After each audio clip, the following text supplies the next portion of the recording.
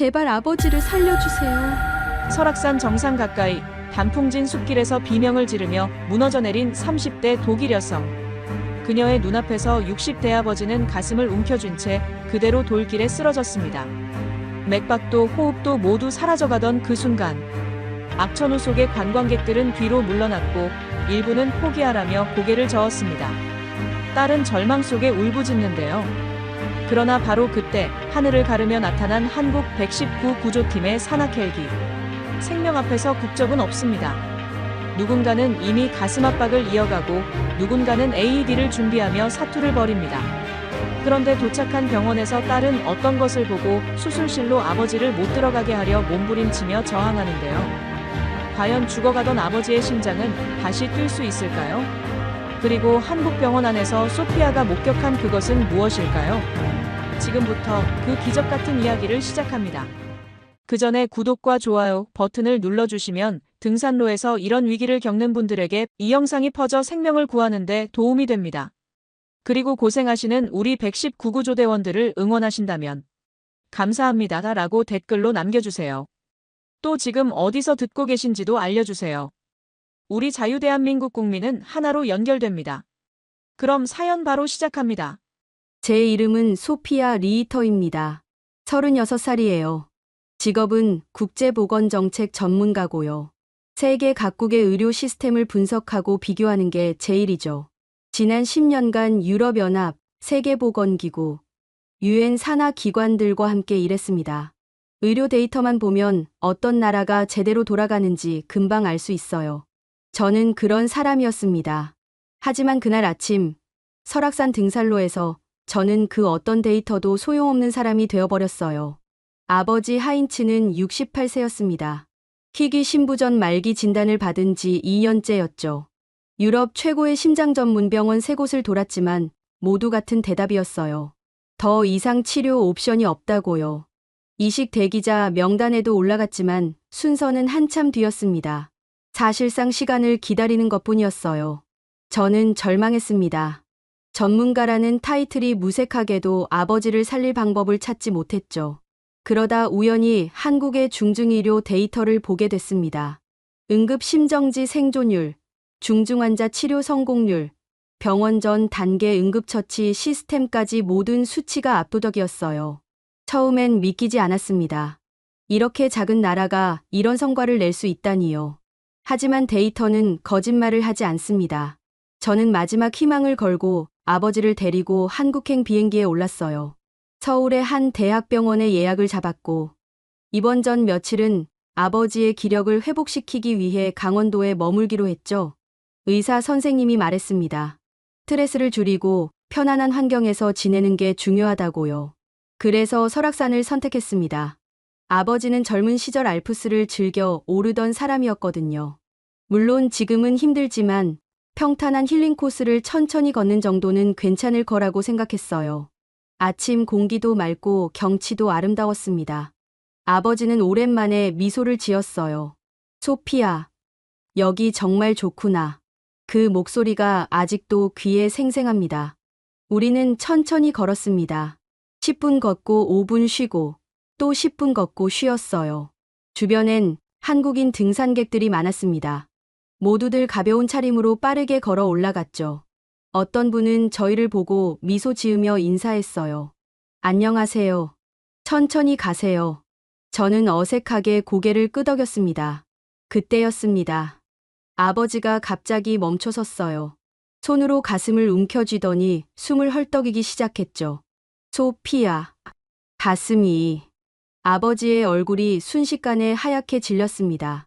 저는 황급히 아버지를 부축했어요. 괜찮아요? 아빠, 괜찮아요?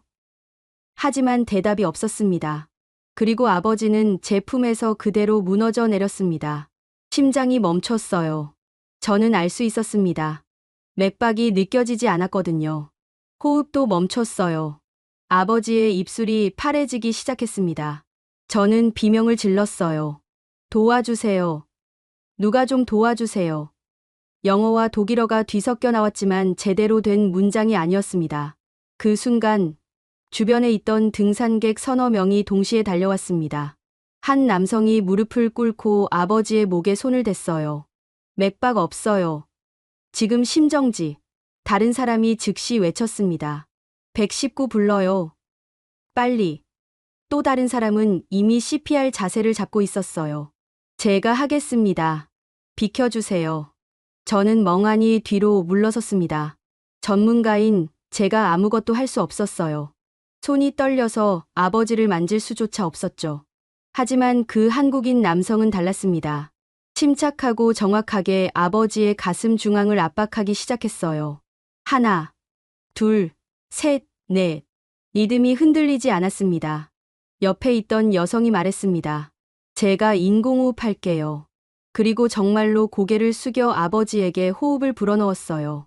30번 압박, 2번 호흡. 30번 압박, 2번 호흡. 마치 훈련받은 의료진처럼 움직였습니다. 저는 그 광경을 보며 울고 있었어요. 낯선 나라에서 이름도 모르는 사람들이 제 아버지를 살리기 위해 온 힘을 다하고 있었습니다. 그들은 주저하지 않았어요. 망설이지도 않았죠. 그저 한 사람의 생명을 구하기 위해 움직였을 뿐이었습니다. 15초가 지났습니다. 맥박은 여전히 돌아오지 않았어요. 아버지의 얼굴은 점점 더 창백해졌습니다. 저는 무릎을 꿇고 아버지의 손을 잡았어요. 아빠, 제발, 제발 버텨줘요. 하지만 손은 차갑기만 했습니다. CPR을 하던 남성이 말했습니다. 교대할게요. 그러자 옆에서 지켜보던 또 다른 남성이 즉시 자리를 바꿨어요. 흐트러짐 없이 압박이 이어졌습니다. 저는 그제야 깨달았어요. 이 사람들은 모두 CPR을 할 줄 안다는 것을요. 그때 한 여성이 제 어깨를 잡았습니다. 괜찮아요. 곧 구조대 올 거예요. 한국말이었지만 그 억양만으로도 위로가 됐어요. 저는 고개를 끄덕이며 눈물을 닦았습니다. 하지만 괜찮지 않았어요. 아버지는 여전히 숨을 쉬지 않았고 저는 그저 기도할 수밖에 없었습니다. 4분이 지났습니다. 아니, 정확히는 3분 50초였어요. 저는 시계를 보고 있었거든요. CPR이 시작된 후 단 한 번도 멈추지 않았습니다. 등산객들이 30초마다 교대하며 압박을 이어갔죠. 지치지 않기 위해서라고 했어요. 누군가는 아버지의 머리 쪽에서 기도를 유지하고 누군가는 다리를 높이 올려주고 있었습니다. 그리고 그때였습니다. 헬기 소리가 들렸어요.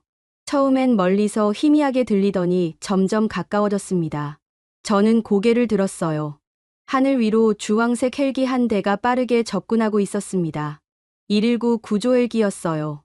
믿을 수 없었습니다. 4분 만에 헬기가 온 거예요. 헬기는 우리 바로 위 상공에서 멈춰섰습니다. 바람이 거세게 불어왔어요. 나뭇가지가 흔들리고 먼지가 날렸지만 CPR을 하던 사람은 자세를 흐트리지 않았습니다. 오히려 더 집중하는 것처럼 보였어요. 곧은 내려올 겁니다. 조금만 버티세요. 그가 아버지에게 말했습니다. 로프가 내려왔습니다. 그리고 구조대원 2명이 동시에 하강하기 시작했어요. 저는 그 모습을 멍하니 바라봤습니다. 영화에서나 보던 장면이었거든요. 하지만 이건 영화가 아니었어요. 현실이었습니다. 제 아버지를 살리기 위해 사람들이 하늘에서 내려오고 있었어요. 구조대원들이 착지했습니다. 한 명은 즉시 아버지에게 달려왔고 다른 한 명은 커다란 가방을 열었어요. 상황 어떻습니까? 대원이 물었습니다. CPR을 하던 남성이 대답했어요. 심정지 발생 약 4분 경과, 지속적인 CPR 중입니다. 맥박 없고 호흡 없습니다. 구조대원은 고개를 끄덕이며 즉시 AED를 꺼냈습니다. 자동 제세동기였어요. 패드를 아버지 가슴에 붙이는 동안 다른 대원이 말했습니다. 잘하셨습니다. 덕분에 골든타임 지켰어요. 그 말에 저는 또 눈물이 났습니다. 심전도 분석 중입니다. AED에서 기계음이 흘러나왔어요. 제세동이 필요합니다. 모두 떨어지세요. 구조대원이 외쳤습니다. CPR을 하던 사람들이 재빨리 물러났어요.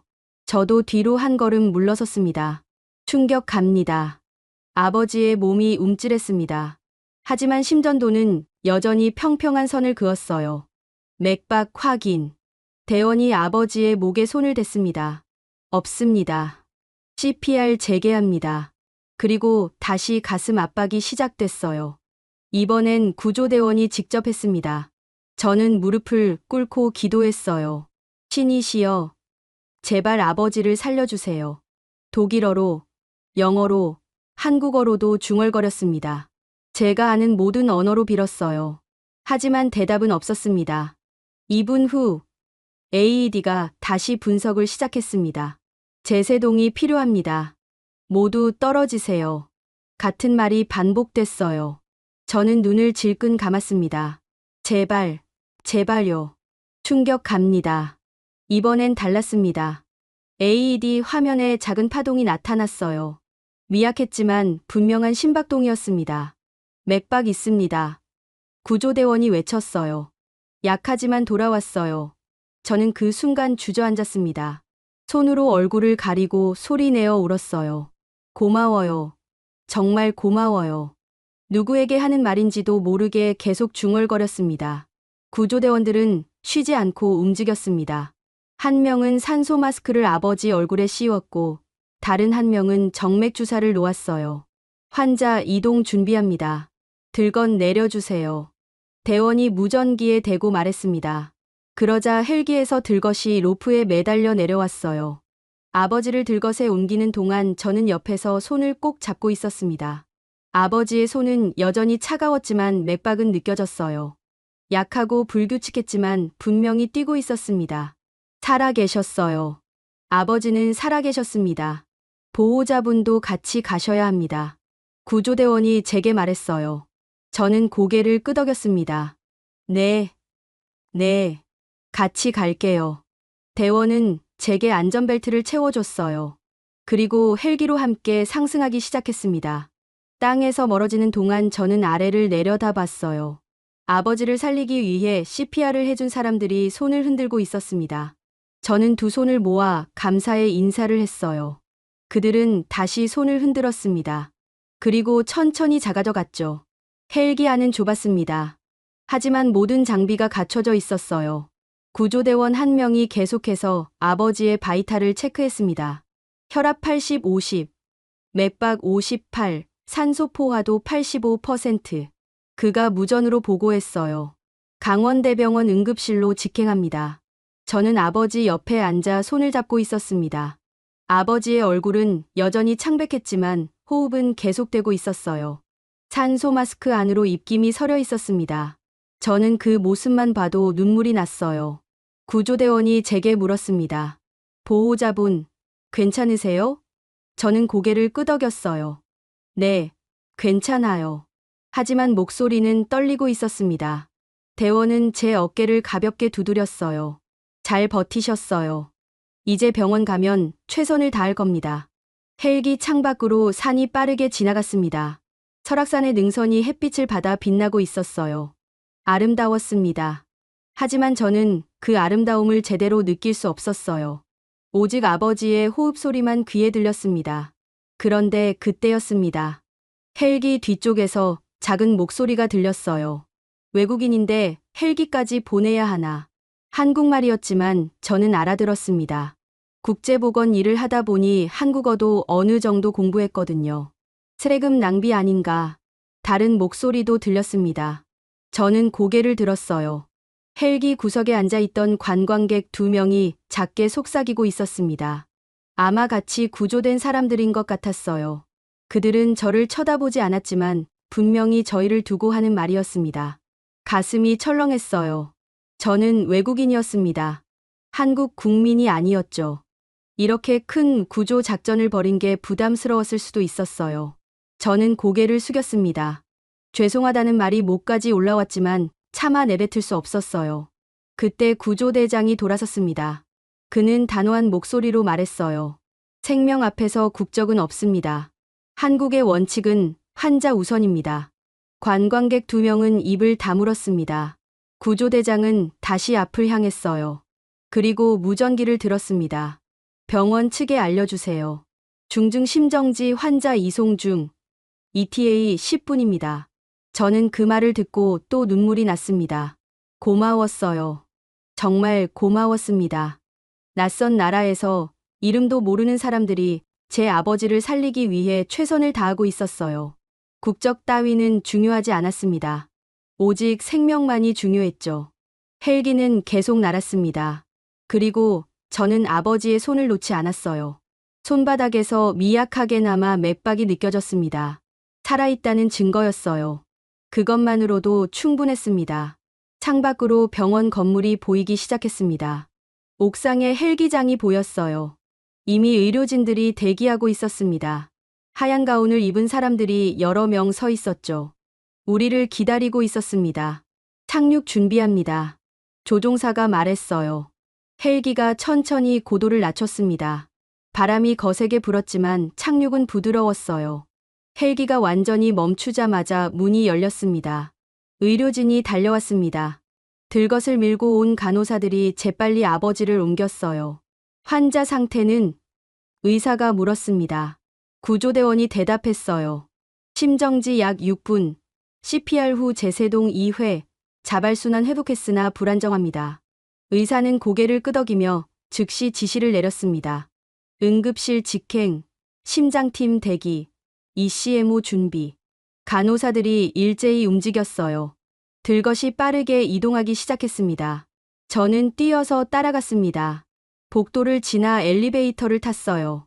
아버지는 여전히 산소 마스크를 쓰고 있었고, 의료진은 계속해서 바이탈을 체크했습니다. 저는 구석에 서서 그 모습을 지켜봤어요. 아무것도 할 수 없었습니다. 그저 기도할 뿐이었죠.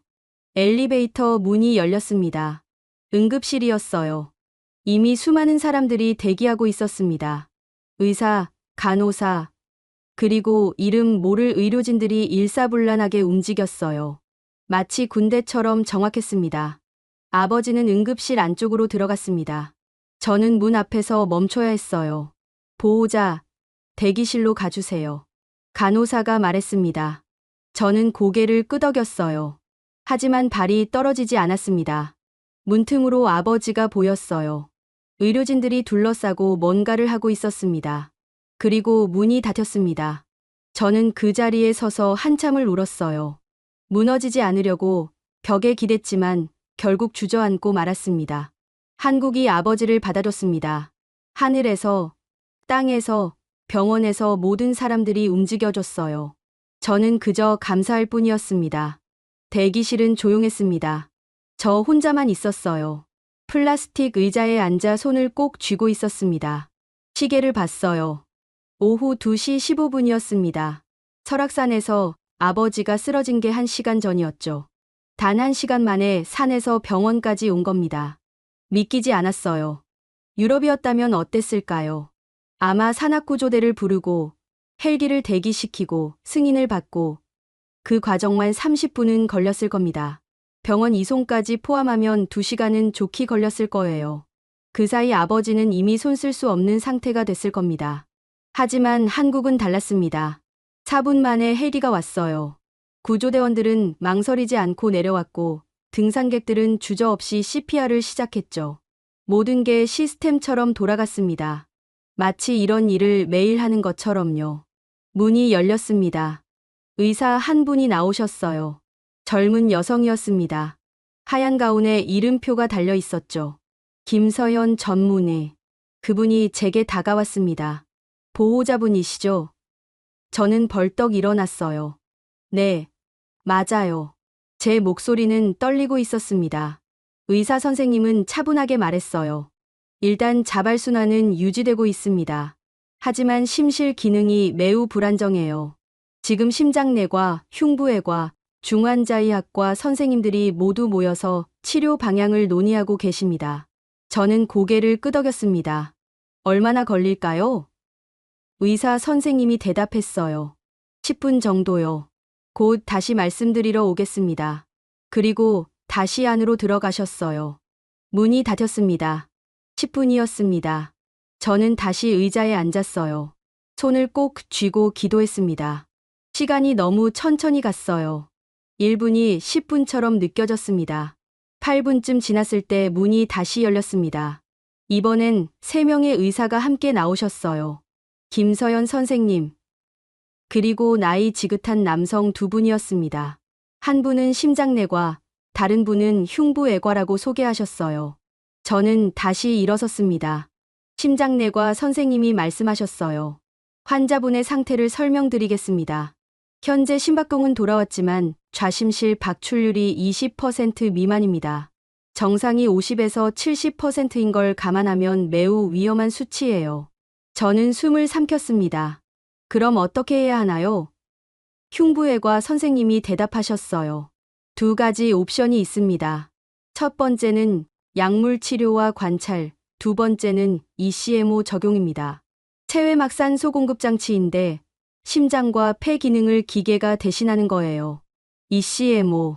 저는 그 단어를 알고 있었습니다. 국제보건 보고서에서 본 적이 있었어요. 한국의 ECMO 성공률은 세계 최고 수준이었죠. 하지만 그게 제 아버지에게 쓰일 줄은 몰랐습니다. 어느 쪽이 나을까요? 제가 물었어요. 심장내과 선생님이 대답하셨습니다. 환자분의 상태로 봐선 ECMO가 더 안전합니다. 심장에 무리를 주지 않으면서 회복 시간을 벌 수 있거든요. 물론 위험이 없는 건 아니지만 지금으로선 최선의 선택입니다. 저는 고개를 끄덕였어요. 그렇게 해주세요. 제발 아버지를 살려주세요. 목소리가 떨렸지만 또렷하게 말했습니다. 의사 선생님들이 고개를 끄덕였어요. 최선을 다하겠습니다. 그리고 다시 안으로 들어가셨습니다. 저는 그 자리에 서서 한숨을 쉬었어요.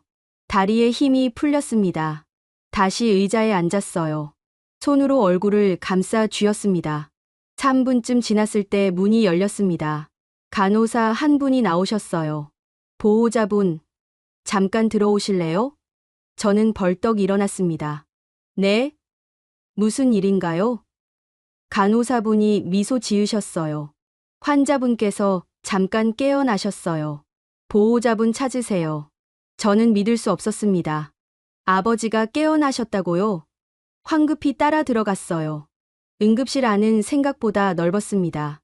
여러 개의 침대가 커튼으로 나뉘어 있었어요. 아버지는 구석 침대에 누워 계셨습니다. 산소 마스크를 쓰고 계셨고 여러 개의 선이 몸에 연결돼 있었어요. 하지만 눈을 뜨고 계셨습니다.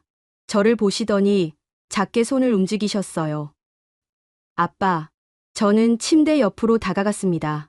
아버지의 손을 잡았어요. 따뜻했습니다. 아까보다 훨씬 따뜻했어요. 아버지가 산소 마스크 너머로 뭔가 말씀하려 하셨습니다. 저는 귀를 가까이 댔어요. 소피아. 괜찮니? 아버지의 목소리는 약했지만 또렷했습니다. 저는 눈물을 닦으며 고개를 끄덕였어요. 네. 아빠. 저 괜찮아요. 아빠도 괜찮을 거예요. 아버지가 작게 웃으셨습니다. 그리고 다시 눈을 감으셨어요. 간호사분이 말씀하셨어요. 진정제 때문에 금방 다시 주무실 거예요. 걱정 마세요. 저는 고개를 끄덕였습니다. 밖으로 나왔습니다. 복도에 섰어요. 가슴이 두근거렸습니다. 아버지가 살아계셨어요. 깨어나셨고 말씀도 하셨습니다. 기적이었어요. 그때 누군가 제 이름을 불렀습니다. 소피아 리히터 씨? 돌아봤어요. 젊은 남성이 서 있었습니다. 정장 차림이었죠. 저는 통역사 이정훈입니다. 병원에서 급하게 연락받고 왔어요. 저는 안도의 한숨을 쉬었습니다. 감사합니다. 정말 감사해요. 통역사 이정훈 씨가 웃으며 말했어요. 천만에요. 환자분 상태는 어떠세요? 저는 지금까지의 상황을 설명했습니다. 설악산에서 심정지가 온 것, 헬기로 이송된 것, 지금 ECMO 준비 중이라는 것까지요. 이정훈 씨는 고개를 끄덕이며 들었습니다. 그리고 말했어요. 다행입니다. 여기 강원대병원 권역응급센터는 중증외상과 심정지 환자 치료로 유명한 곳이에요. 전국에서 손꼽히는 실력입니다. 잘 오셨어요. 저는 그 말에 조금 안심이 됐습니다. 하지만 여전히 불안했어요. ECMO가 성공할까요? 제가 물었습니다. 이정훈 씨가 대답했어요. 한국의 ECMO 성공률은 세계 최고 수준입니다. 믿으셔도 됩니다. 그 순간 문이 열렸습니다. 의료진 여러 명이 침대를 밀고 나왔어요. 아버지였습니다. ECMO 시술실로 이동합니다. 보호자분은 대기실에서 기다려주세요. 김서연 선생님이 말씀하셨어요. 저는 고개를 끄덕였습니다. 침대가 빠르게 복도를 지나갔어요. 저는 그 뒷모습을 바라봤습니다. 아버지의 얼굴이 보였어요. 여전히 눈을 감고 계셨지만 호흡은 규칙적이었습니다. 이정훈 씨가 제 옆에 섰습니다. 같이 기다릴게요. 혹시 통역이 필요하시면 언제든 말씀하세요. 저는 고마웠습니다. 정말 고마워요. 그가 웃으며 말했어요. 당연한 일입니다. 우리는 대기실로 돌아왔습니다. 저는 다시 의자에 앉았어요. 시계를 봤습니다. 오후 3시였습니다. 1시간 만에 모든 게 결정됐어요. 진단, 회의, 치료 방향까지 모두요. 놀라웠습니다. 유럽이었다면 하루는 걸렸을 일이었거든요. 각 과 전문의들을 모으고 회의 일정을 잡고 치료 계획을 세우고 그 과정만 몇 시간씩 걸렸을 겁니다. 하지만 한국은 달랐어요. 모든 게 동시에 진행됐습니다. 이정훈 씨가 물었습니다. 물 좀 드실래요?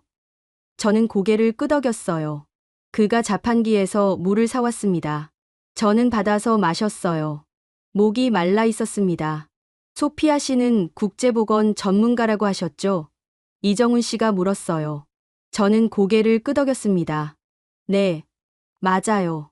세계 각국의 의료 시스템을 연구해요. 그가 웃으며 말했습니다. 그럼 한국 의료 시스템은 어떻게 보세요?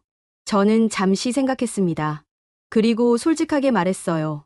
놀랍습니다. 데이터로만 봤을 땐 믿기지 않았거든요. 이렇게 작은 나라가 이런 수준의 응급의료 시스템을 갖추고 있다는 게요. 하지만 직접 경험하니까 알겠어요. 이게 진짜구나. 이정훈 씨가 고개를 끄덕였습니다. 한국은 응급의료에 많이 투자했어요. 특히 골든타임을 지키는 걸 최우선으로 두죠.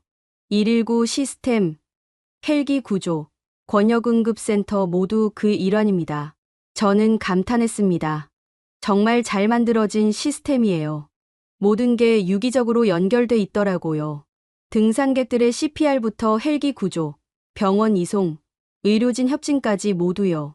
그때 문이 열렸습니다. 김서연 선생님이 나오셨어요. 저는 벌떡 일어났습니다. 선생님이 말씀하셨어요. ECMO 삽입 성공했습니다. 지금 중환자실로 이동 중이에요. 저는 안도의 한숨을 쉬었습니다. 감사합니다. 정말 감사합니다. 선생님이 미소 지으셨어요. 아직 안심하긴 이르지만 일단 고비는 넘겼습니다. 이제 심장이 회복할 시간을 벌었어요. 그리고 덧붙이셨습니다. 환자분, 정말 운이 좋으셨어요.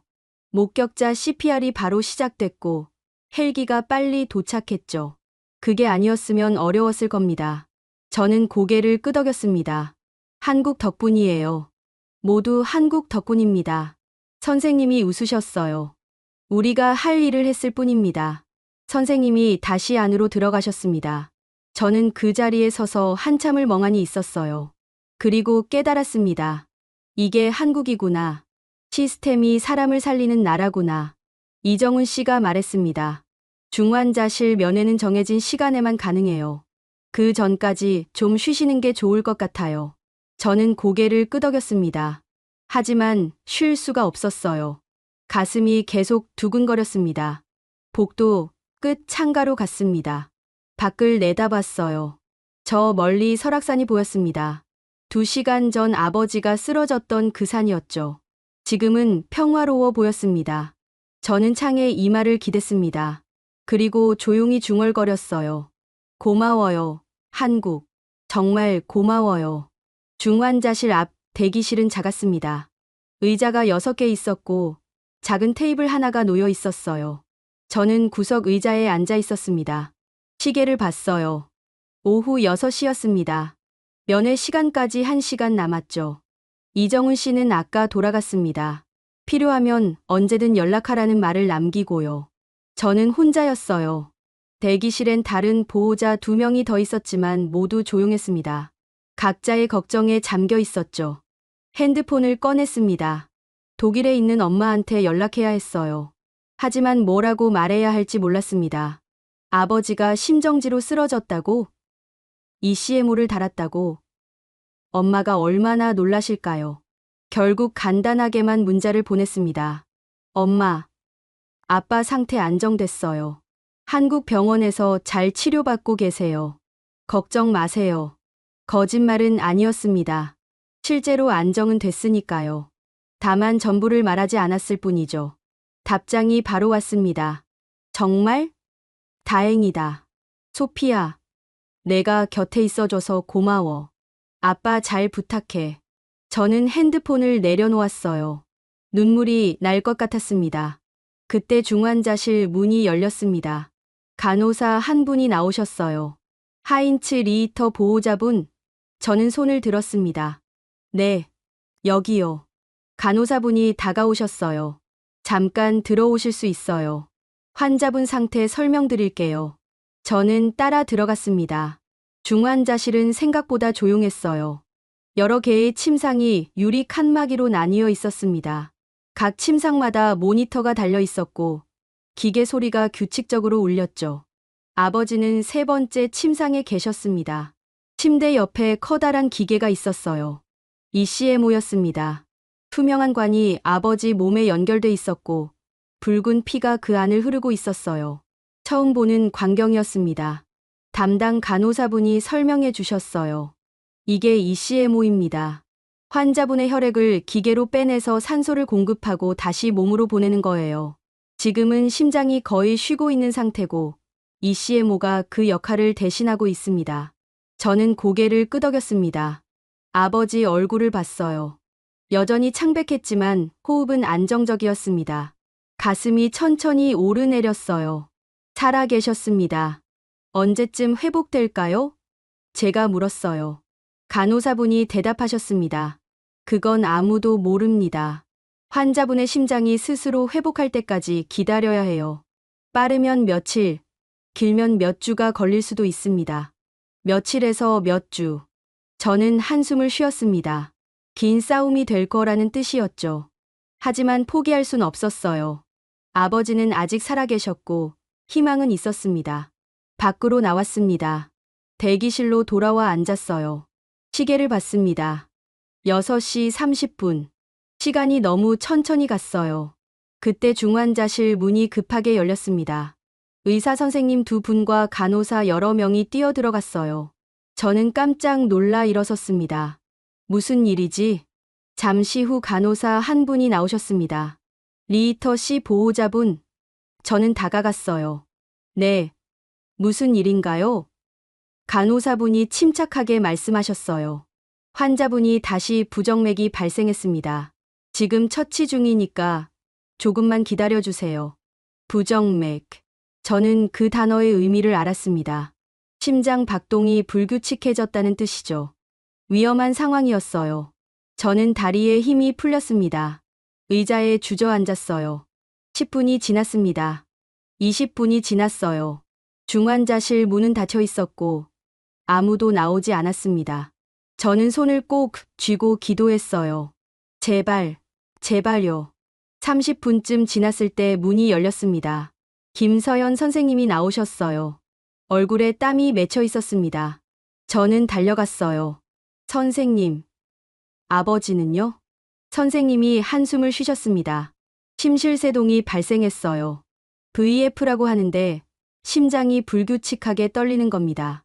재세동을 3번 했고 지금은 안정됐습니다. 하지만 예상보다 심장 상태가 안 좋아요. 저는 입술을 깨물었습니다. 그럼 어떻게 해야 하나요? 선생님이 대답하셨어요. 지금 심장외과 선생님과 상의 중입니다. 추가 시술이 필요할 수도 있어요. 조금만 더 기다려주세요. 선생님이 다시 안으로 들어가셨습니다. 저는 그 자리에 서서 눈물을 흘렸어요. 왜 이렇게 힘든 걸까요? 아버지는 이미 충분히 고생하셨는데요.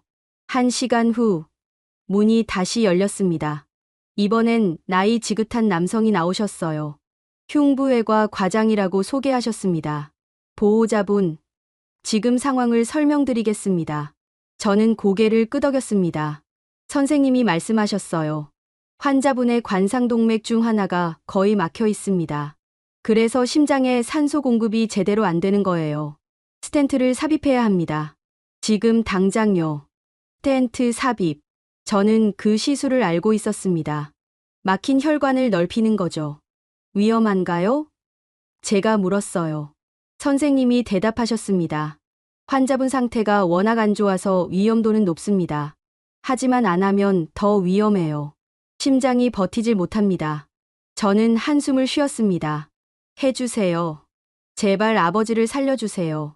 선생님이 고개를 끄덕이셨어요. 최선을 다하겠습니다. 그리고 다시 안으로 들어가셨습니다. 저는 대기실로 돌아왔습니다. 주저앉았어요. 손으로 얼굴을 감측습니다. 울고 싶었지만 눈물이 나오지 않았어요. 너무 지쳐서 그랬는지도 모릅니다. 시계를 봤습니다. 밤 10시였어요. 벌써 8시간이 지났습니다.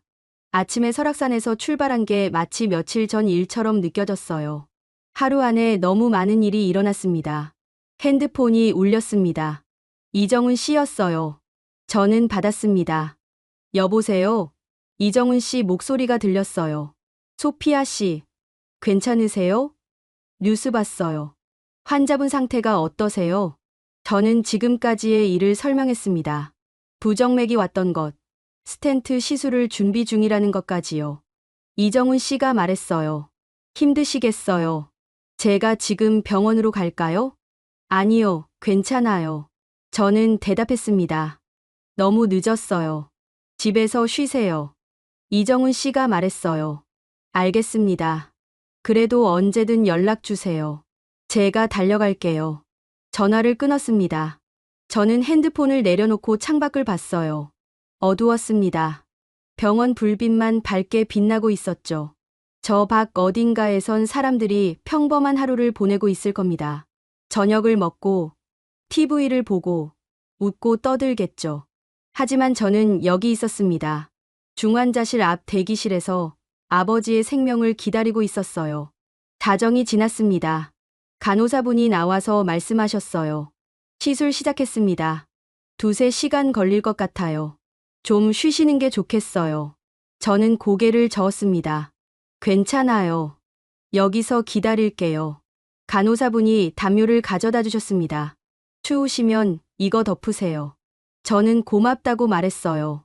간호사분이 미소 지으며 돌아가셨습니다. 저는 담요를 무릎에 덮었습니다.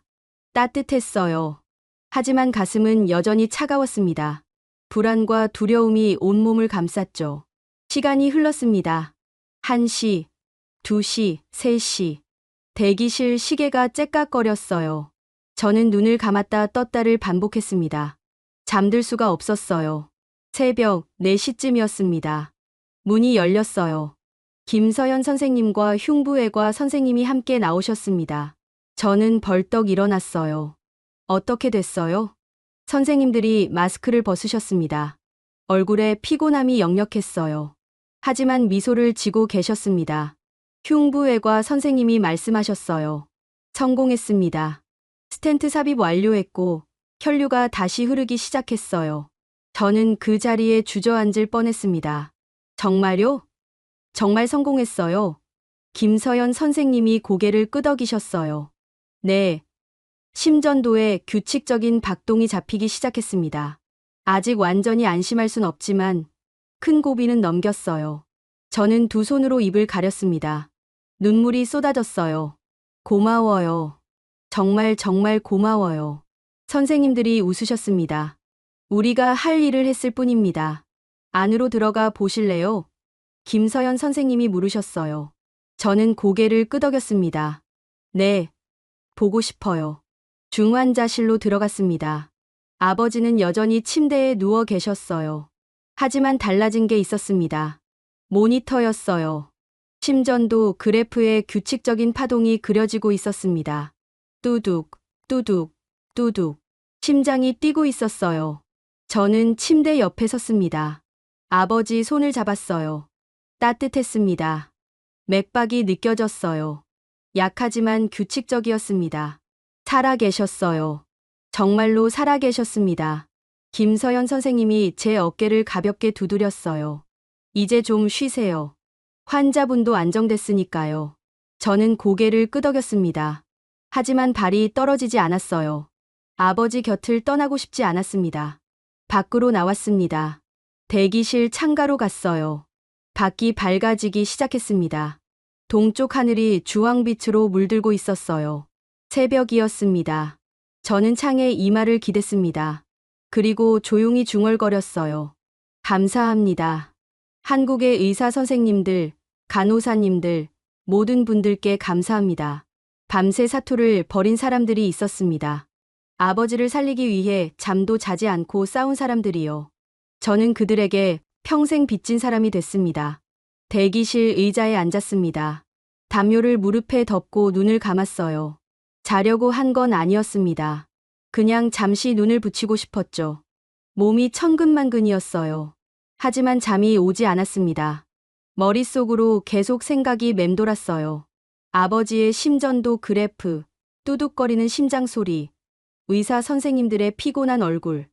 모든 게 생생했습니다. 시계를 봤어요. 새벽 5시였습니다. 밖이 완전히 밝아졌어요. 병원 복도에도 불이 환하게 켜져 있었습니다. 간호사 한 분이 카트를 밀고 지나갔죠. 아침 회진 준비를 하는 것 같았어요.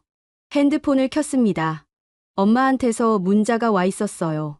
소피야, 잘 자고 있니?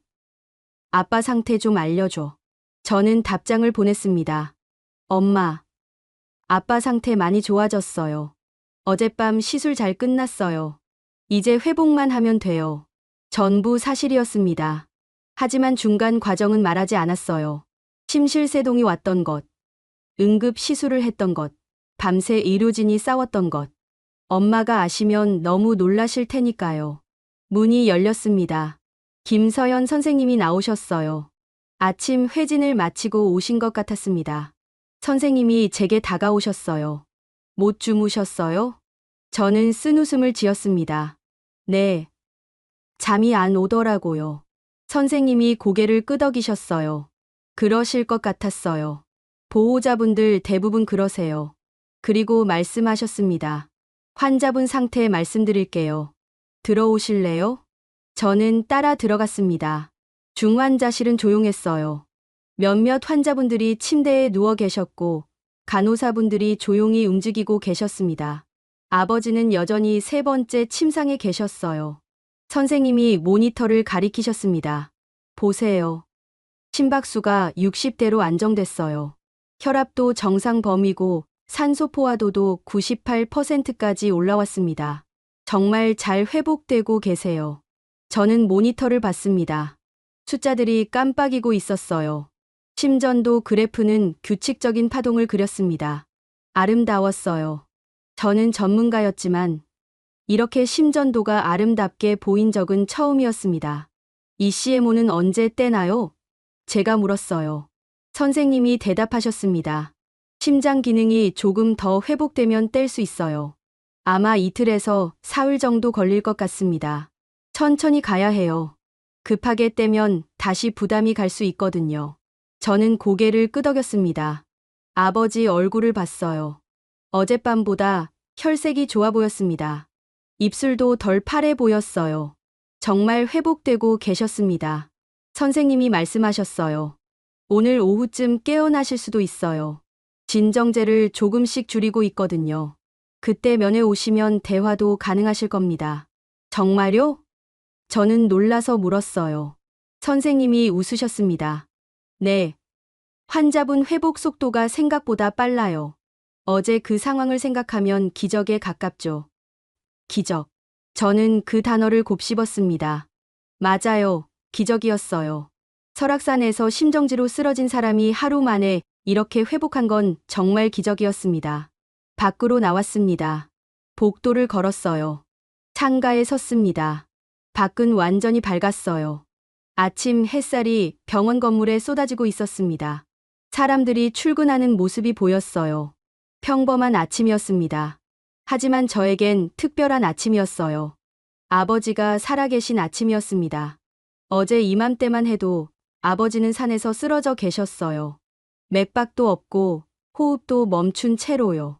그런데 지금은 중환자실에서 안정적으로 회복되고 계셨습니다.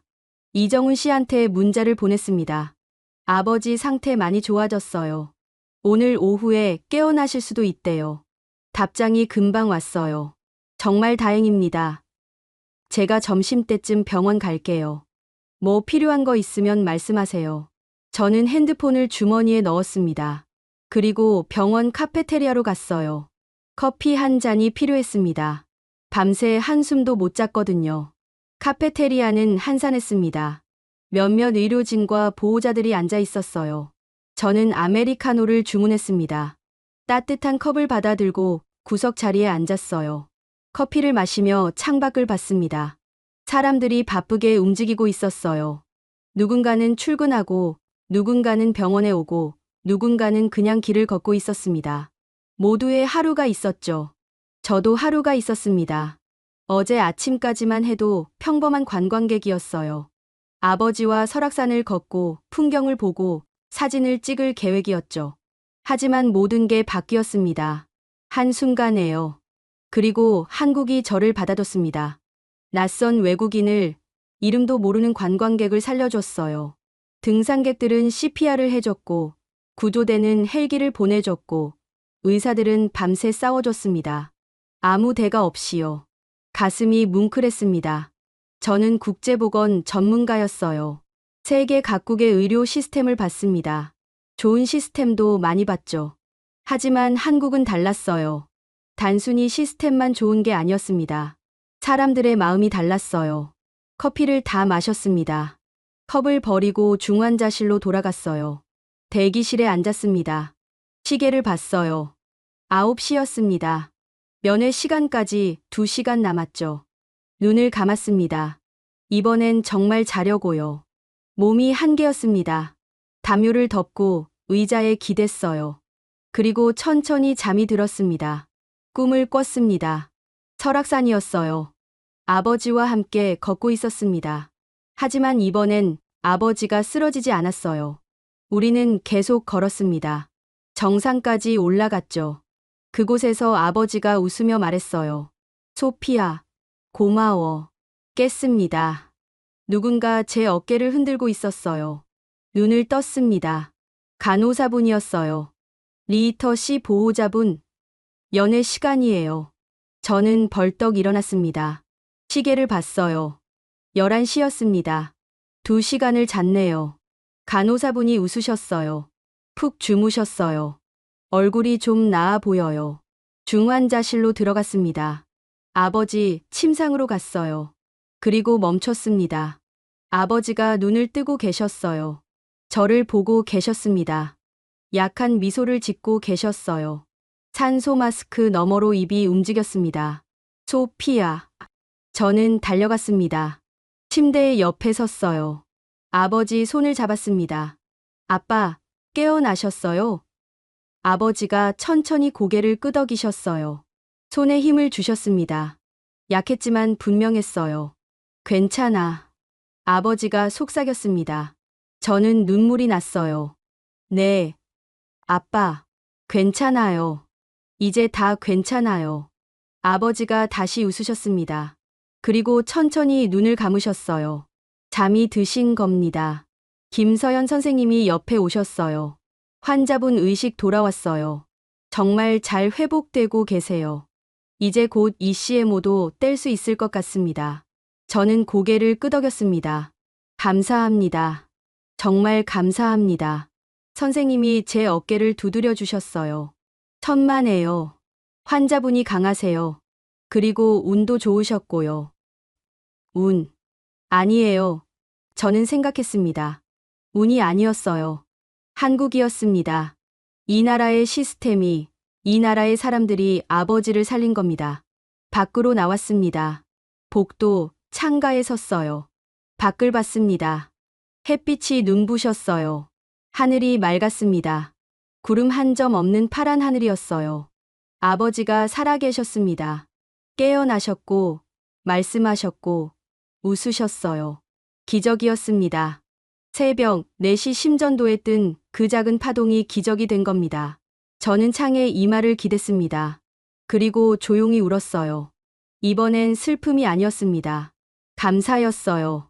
한국에 대한, 이 나라 사람들에 대한 깊은 감사였습니다. 핸드폰이 울렸습니다. 엄마였어요. 받았습니다. 엄마? 엄마 목소리가 들렸어요. 소피야, 아빠 괜찮아? 저는 웃으며 대답했습니다. 네, 엄마. 아빠 깨어나셨어요. 이제 괜찮을 거예요. 엄마가 울먹이셨습니다. 정말? 정말 깨어나셨어? 저는 고개를 끄덕였어요. 네, 정말이에요. 아빠가 저 보고 웃으셨어요. 엄마도 곧 보실 수 있을 거예요. 엄마가 한참을 우셨습니다. 그리고 말씀하셨어요. 소피야, 고마워. 내가 아빠를 한국에 데려가 줘서 정말 고마워. 저는 대답했습니다. 아니에요, 엄마. 한국 덕분이에요. 모두 한국 덕분입니다. 전화를 끊었습니다. 저는 다시 창밖을 봤어요. 저 멀리 산이 보였습니다.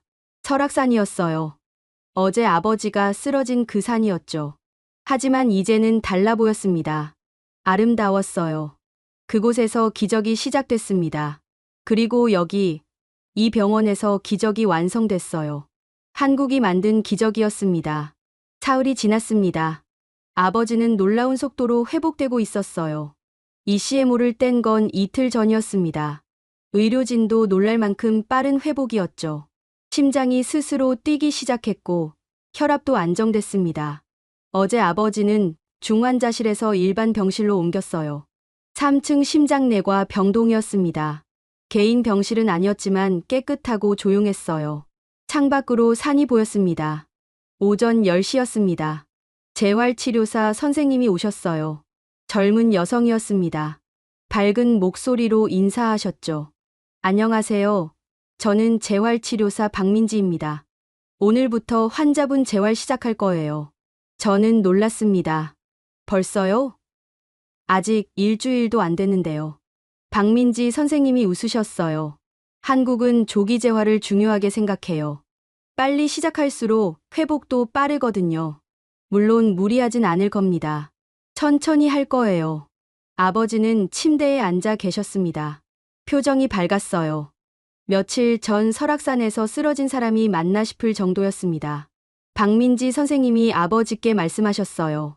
하인츠 씨, 오늘은 간단한 호흡 운동부터 할 거예요. 준비되셨어요? 아버지가 고개를 끄덕이셨습니다. 이정훈 씨가 통역해줬어요. 그는 매일 병원에 와서 도와주고 있었습니다. 정말 고마운 사람이었죠. 재활이 시작됐습니다. 박민지 선생님이 아버지 등 뒤에서 받쳐주셨어요. 천천히 숨 들이쉬세요. 하나, 둘, 셋. 그리고 천천히 내쉬고요. 아버지가 따라하셨습니다. 처음엔 힘들어 하셨어요. 하지만 점점 나아졌습니다. 10분쯤 지났을 때 아버지가 땀을 흘리셨습니다. 박민지 선생님이 수건으로 닦아주셨어요. 잘하셨어요. 오늘은 여기까지 할게요. 내일은 조금 더 해봐요. 아버지가 침대에 누우셨습니다. 숨이 가빴지만 얼굴에는 미소가 있었어요. 저는 물을 드렸습니다. 아버지가 천천히 마셨어요. 그리고 말씀하셨습니다. 소피야, 난 살 것 같구나. 저는 웃었습니다. 당연하죠, 아빠. 아빠는 강하세요. 아버지가 고개를 저으셨어요. 아니야. 한국이 강한 거지. 나를 살린 건 이 나라야. 가슴이 뭉클했습니다. 아버지 말이 맞았어요. 한국이 아버지를 살렸습니다. 등산객부터 구조대, 의료진, 재활치료사까지 모두가 한 팀처럼 움직였어요. 완벽한 시스템이었습니다. 오후였습니다. 병실 문이 노크됐어요. 누군가 들어왔습니다. 중년 남성이었어요. 등산복 차림이었죠. 저는 놀랐습니다. 그분을 알아봤거든요. 설악산에서 아버지한테 CPR을 해주신 분이었습니다. 어떻게 오셨어요? 제가 물었어요. 이정훈 씨가 통역했습니다. 그분이 웃으며 대답하셨어요. 뉴스 봤어요. 설악산에서 구조된 외국인 분이 이 병원에 계시다고 하더라고요. 혹시나 해서 왔습니다. 저는 눈물이 났습니다. 감사합니다. 정말 감사합니다. 아버지를 살려주셔서요. 그분이 손사래를 치셨어요. 아니에요. 당연한 일을 했을 뿐이에요. 아버지도 그분을 봤습니다. 침대에서 일어나려 하셨어요. 저는 황급히 말렸습니다. 아빠, 누워 계세요. 하지만 아버지는 고집을 피우셨어요. 결국 침대 끝에 앉으셨습니다. 그분이 다가오셨습니다. 아버지 손을 잡으셨어요. 쾌차하셔서 다행입니다. 이정훈 씨가 통역했어요. 아버지가 독일어로 뭐라고 하셨습니다. 이정훈 씨가 옮겼어요. 당신이 제 목숨을 구해주셨습니다. 평생 잊지 못할 겁니다. 그분이 웃으셨습니다. 괜찮으세요. 한국에선 당연한 일이에요. 누구라도 그랬을 겁니다. 하지만 저는 알고 있었습니다. 누구나 할 수 있는 일이 아니라는 걸요. CPR은 배워야 할 수 있는 겁니다. 용기가 있어야 할 수 있는 거예요. 그분은 둘 다 가지고 계셨습니다. 그분이 가방에서 뭔가를 꺼내셨어요. 작은 상자였습니다. 이거 드시라고 가져왔어요. 한국 전통 홍삼이에요. 기력 회복에 좋습니다. 저는 받았습니다. 정말 감사합니다. 그분은 10분쯤 계시다가 돌아가셨습니다. 일하러 가야 한다고 하셨어요. 저는 병실 문까지 배웅했습니다. 다시 한번 감사하다고 말했어요. 그분이 웃으며 손을 흔들었습니다. 문이 닫혔습니다. 저는 그 자리에 서서 한참을 생각했어요. 한국 사람들은 왜 이럴까? 낯선 외국인을 왜 이렇게 챙겨줄까? 대가를 바라지도 않으면서요. 저녁이었습니다. 간호사분이 저녁 식사를 가져왔어요. 아버지는 죽을 드셨습니다. 의사 선생님이 부드러운 음식만 드시라고 하셨거든요. 저는 병원 식당에서 김치찌개를 먹었어요. 맵지만 맛있었습니다. 핸드폰을 켰습니다. SNS를 봤어요. 놀랐습니다. 아버지 이야기가 한국 인터넷에 퍼지고 있었어요. 설악산 심정지 외국인 환자 기적의 회복 같은 제목의 기사들이 보였습니다. 댓글을 읽었습니다. 대부분 응원이었어요. 쾌차하세요. 한국 의료진 자랑스럽다. 빨리 나으시길 같은 말들이었습니다. 가슴이 따뜻해졌어요. 그런데 특이한 댓글이 하나 있었습니다. 저도 그날 설악산에 있었어요. CPR 하시던 분들 정말 멋있었습니다. 한국인으로서 자랑스러웠어요. 또 다른 댓글도 있었어요. 저 119 구조대원입니다. 환자분 무사하셔서 정말 다행입니다. 빨리 회복하세요. 실제 구조대원이 쓴 것 같았어요. 저는 핸드폰을 내려놓았습니다. 눈물이 났어요. 이 나라 사람들은 정말 따뜻했습니다. 한 번도 만난 적 없는 외국인을 진심으로 걱정해주고 응원해줬어요. 다음 날이었습니다. 재활치료가 계속됐어요. 이번엔 침대에서 일어나 걷는 연습이었습니다. 박민지 선생님과 간호사분이 양쪽에서 아버지를 부축했어요. 천천히요. 한 걸음씩.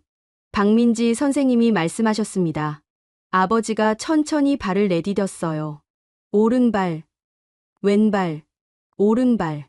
느렸지만 확실했습니다. 창가까지 가셨습니다. 5m 정도였어요.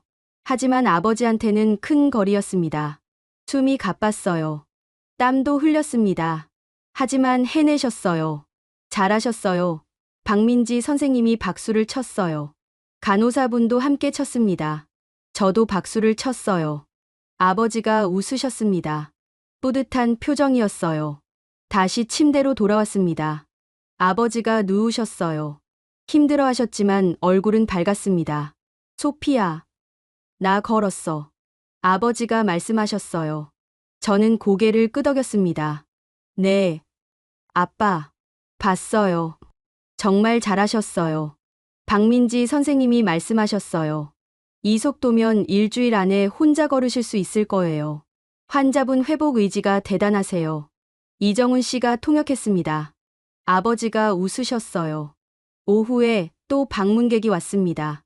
이번엔 여성이었어요. 등산복을 입고 계셨습니다. 설악산에서 인공호흡을 해주신 분이었어요. 저는 달려가 인사했습니다. 어떻게 오셨어요? 그분이 웃으셨어요. 뉴스 보고 궁금했어요. 환자분이 잘 계신가 해서요. 아버지도 기억하셨습니다. 침대에서 손을 흔드셨어요. 그분이 다가가셨습니다. 두 사람은 말은 통하지 않았지만 웃으며 손을 잡았어요. 감사의 마음은 언어가 필요 없었습니다. 그분도 선물을 가져오셨어요. 한과였습니다. 한국 전통 과자라고 하셨어요. 저는 감사하다고 했습니다. 너무 신경 쓰지 않으셔도 되는데요. 그분이 웃으셨어요. 아니에요. 당연한 일이에요. 그날 저녁, 저는 병실 창가에 서 있었습니다. 밖은 어두웠어요. 별이 보였습니다. 도시에서는 잘 보이지 않는 별들이었죠. 아버지가 침대에서 말씀하셨습니다. 소피야, 한국은 특별한 나라구나. 저는 고개를 끄덕였어요. 네, 아빠, 정말 특별해요. 특별했습니다. 시스템만 좋은 게 아니었어요. 사람들이 특별했습니다. 낯선 사람을 살리기 위해 달려드는 용기, 회복을 위해 세심하게 챙겨주는 따뜻함, 대가 없이 베푸는 마음. 그 모든 게 한국을 특별하게 만들었습니다. 저는 창가에서 고개를 숙였습니다. 그리고 조용히 말했어요. 고맙습니다. 한국. 우리 가족에게 생명을 주셔서 고맙습니다. 2주가 지났습니다. 아버지는 이제 혼자 걸으실 수 있었어요. 복도를 천천히 걷는 모습을 볼 때마다 눈물이 났습니다. 2주 전만 해도 심정지로 쓰러져 계셨는데요. 지금은 걷고 계셨어요. 오늘은 정기 검진 날이었습니다. 심장내과 외래 진료실로 갔어요. 김서연 선생님이 기다리고 계셨습니다. 오랜만이에요. 하인츠 씨. 많이 좋아 보이세요. 이정훈 씨가 통역했습니다. 아버지가 웃으며 대답하셨어요. 덕분입니다, 선생님. 김서연 선생님이 검사 결과를 보셨어요. 컴퓨터 화면을 가리키시며 설명하셨습니다. 심초음파 결과 정말 좋습니다. 좌심실 박출률이 45%까지 올라왔어요. 처음엔 20%도 안 됐는데 말이죠. 놀라운 회복이에요.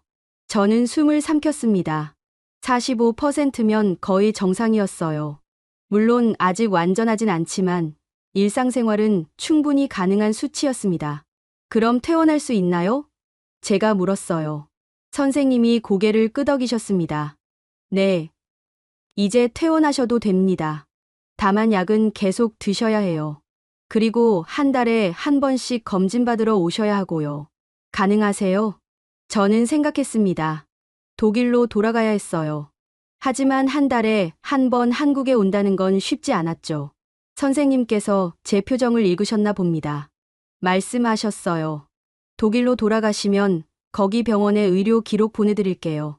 현지에서도 치료 이어가실 수 있어요. 감사합니다. 저는 고개를 숙였어요. 정말 감사합니다. 선생님이 미소 지으셨습니다. 천만에요. 환자분이 잘 따라주신 덕분이에요. 진료실을 나왔습니다. 복도를 걸으며 아버지가 말씀하셨어요. 소피야, 나 퇴원한대. 저는 웃었습니다. 네, 아빠, 축하해요. 아버지가 제 손을 잡으셨어요. 따뜻했습니다. 병실로 돌아왔습니다. 짐을 정리하기 시작했어요. 많지 않았습니다. 옷가방 하나, 세면도구, 그리고 병문안 오신 분들이 주신 선물들이었죠. 홍삼, 한과, 과일 바구니. 한국 사람들의 마음이 담긴 것들이었습니다. 저녁이었습니다. 간호사분들이 작별 인사를 하러 오셨어요. 세 분이 함께 오셨습니다. 모두 아버지를 돌봐주신 분들이었죠. 한 분이 말씀하셨어요. 하인츠 씨, 건강하게 돌아가세요. 한국 또 오세요. 이정훈 씨가 통역했습니다. 아버지가 일어나서 고개를 숙이셨어요. 독일식 인사였습니다. 감사합니다. 여러분 덕분에 살았습니다. 간호사분들이 웃으셨어요. 한 분이 눈물을 닦으셨습니다. 박민지 선생님도 오셨어요. 재활 치료를 담당하셨던 분이죠. 손에 뭔가 들고 계셨습니다. 작은 액자였어요. 하인츠 씨께 드리려고 준비했어요. 기념으로 가지세요. 액자를 받았습니다. 사진이었어요. 아버지가 처음 걸음마 연습하시던 날 찍은 거였습니다. 박민지 선생님과 간호사분이 양쪽에서 부축하고 아버지가 힘겹게 발을 내딛는 모습이었죠. 저는 이 사진을 몰랐어요. 언제 찍으셨어요? 제가 물었습니다. 박민지 선생님이 웃으셨어요. 그날 너무 감동적이어서 찍었어요. 환자분이 얼마나 열심히 하셨는지 기록하고 싶었거든요.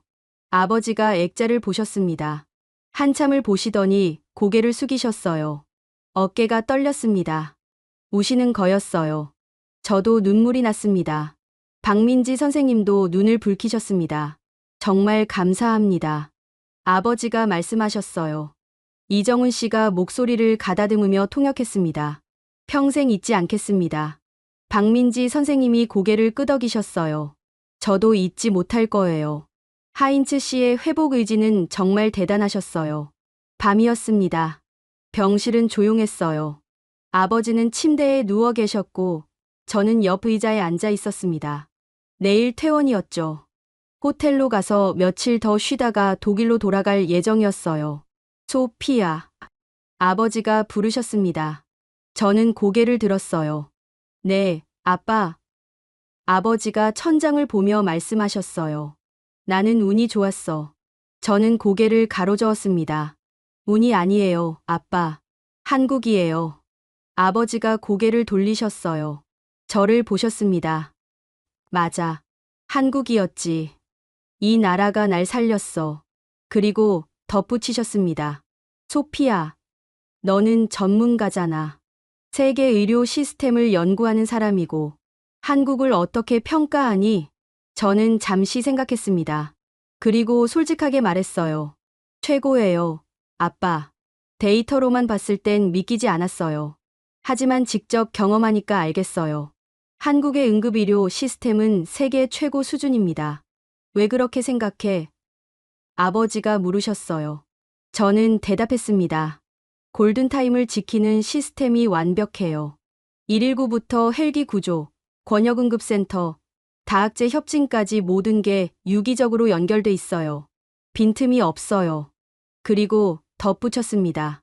하지만 시스템만 좋은 게 아니에요. 사람들이 특별해요. CPR 할 줄 아는 시민들, 망설이지 않는 구조대원들, 밤새 싸우는 의료진들. 그 사람들이 시스템을 살려요. 아버지가 고개를 끄덕이셨습니다. 맞아. 사람이 중요하지.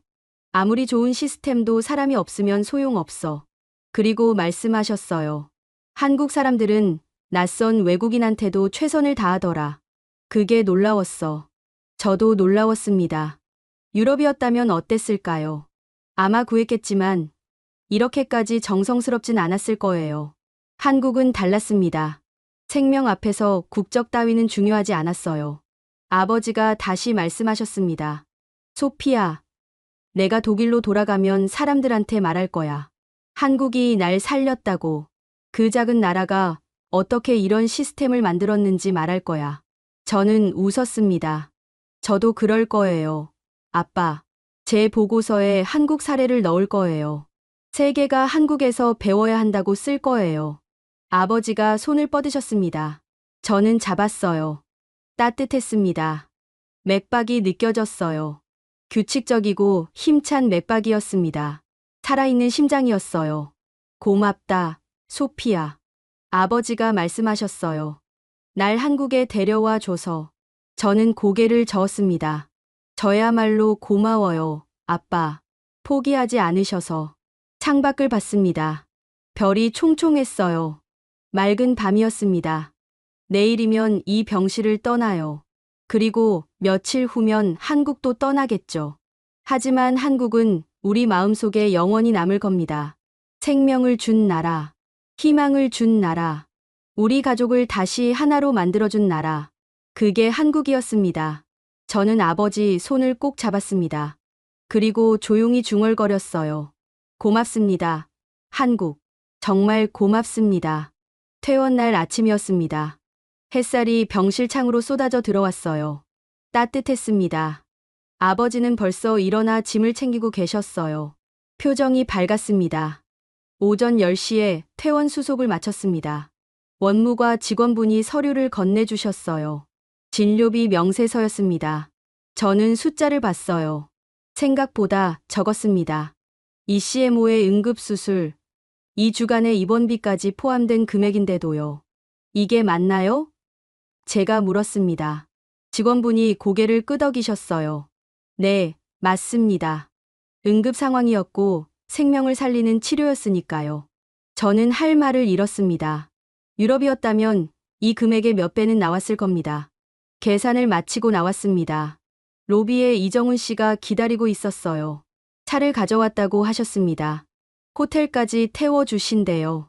정말 감사합니다. 제가 말했어요. 이정훈 씨가 웃으셨습니다. 천만에요. 당연한 일이죠. 하지만 당연하지 않았습니다. 이정훈 씨는 통역비도 받지 않으셨어요. 거의 2주 동안 매일 병원에 와주셨는데도요. 한국 사람들은 다 이런가 봐요. 대가를 바라지 않고 베푸는 사람들이었습니다. 병원 입구로 나갔습니다. 그런데 놀라운 광경이 펼쳐졌어요. 의료진 여러분이 줄지어 서 계셨습니다. 김서연 선생님, 흉부외과 선생님, 박민지 선생님, 간호사분들까지 모두요. 저는 멈춰 섰습니다. 어떻게 된 일이죠? 김서연 선생님이 웃으며 말씀하셨어요. 하인츠 씨 배웅하려고 왔어요. 특별한 환자셨으니까요. 아버지는 그 자리에서 울음을 터뜨리셨습니다. 어깨를 떨며 우셨어요. 저도 눈물이 났습니다. 이정훈 씨도 눈을 붉혔습니다. 아버지가 한 분 한 분께 다가가셨습니다. 손을 잡으시며 고개를 숙이셨어요. 독일어로 뭐라고 말씀하셨습니다. 이정훈 씨가 통역했어요. 여러분이 제 생명을 구해주셨습니다. 평생 잊지 못할 겁니다. 독일에 돌아가서도 한국 이야기를 할 거예요. 이 나라가 얼마나 위대한지 말할 겁니다. 의료진분들도 눈시울을 붉히셨습니다. 한 간호사분이 말씀하셨어요. 하인츠 씨가 더 대단하세요. 회복 의지가 정말 강하셨어요. 우리는 도와드린 것뿐이에요. 박민지 선생님이 작은 봉투를 건네셨습니다. 열어봤어요. 편지였습니다. 한글로 적혀 있었지만 영어 번역본도 함께 있었어요. 읽었습니다. 하인츠 씨께 짧은 시간이었지만 함께 할 수 있어서 영광이었습니다. 당신의 회복 과정은 저에게도 큰 감동이었어요. 앞으로도 건강하시길 바랍니다. 한국을 잊지 말아주세요. 박민지 올림. 저는 편지를 접었습니다. 눈물 때문에 글씨가 흐려 보였어요. 감사합니다. 정말 감사합니다. 제가 말했습니다. 박민지 선생님이 웃으셨어요. 차에 올랐습니다. 이정훈 씨가 운전석에 앉으셨어요. 아버지와 저는 뒷좌석에 앉았습니다. 창밖을 봤어요. 의료진분들이 손을 흔들고 계셨습니다. 우리도 손을 흔들었어요. 차가 출발했습니다. 병원이 멀어졌습니다. 저는 뒤를 돌아봤어요. 의료진분들이 작아져 갔습니다.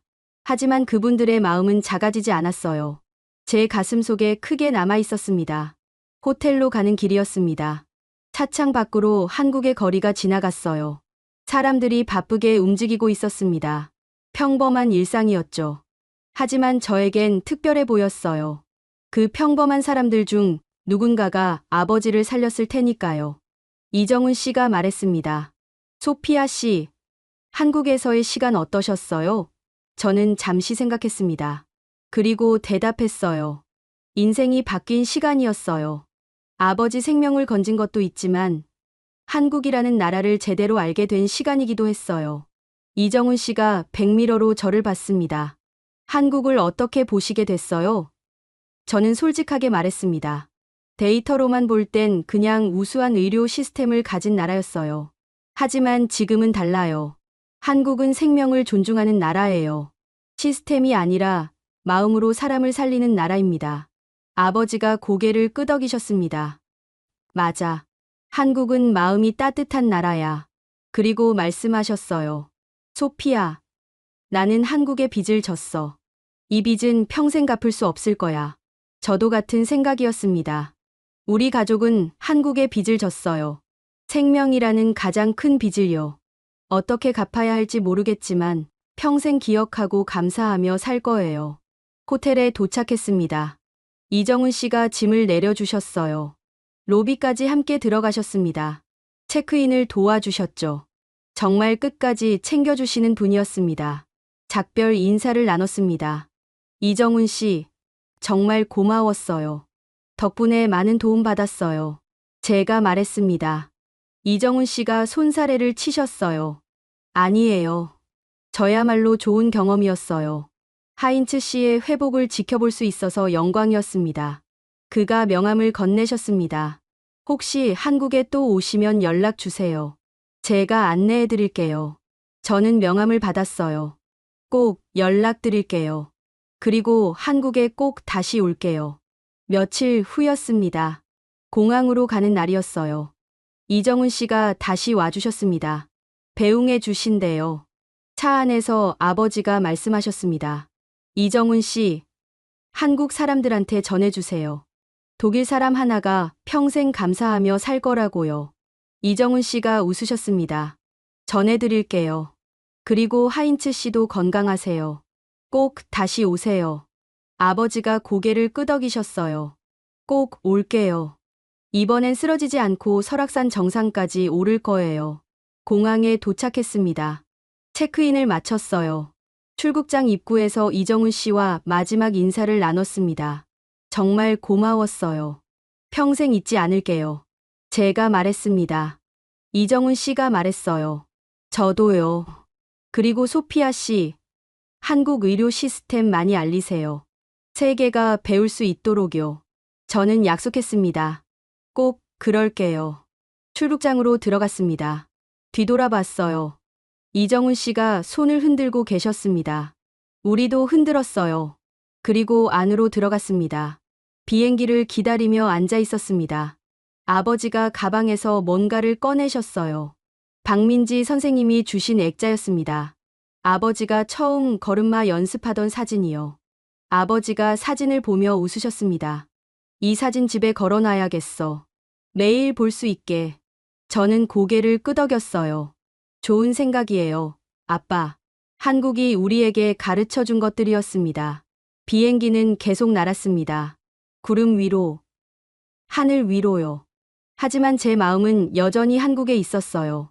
설악산에서, 병원에서, 그리고 우리를 살려준 모든 분들 곁에 있었습니다. 언젠가 꼭 다시 오겠습니다. 건강한 모습으로요. 그때는 감사를 직접 전하고 싶어요. 한국어로요. 고맙습니다. 한국. 당신들이 우리 가족에게 생명을 주셨습니다.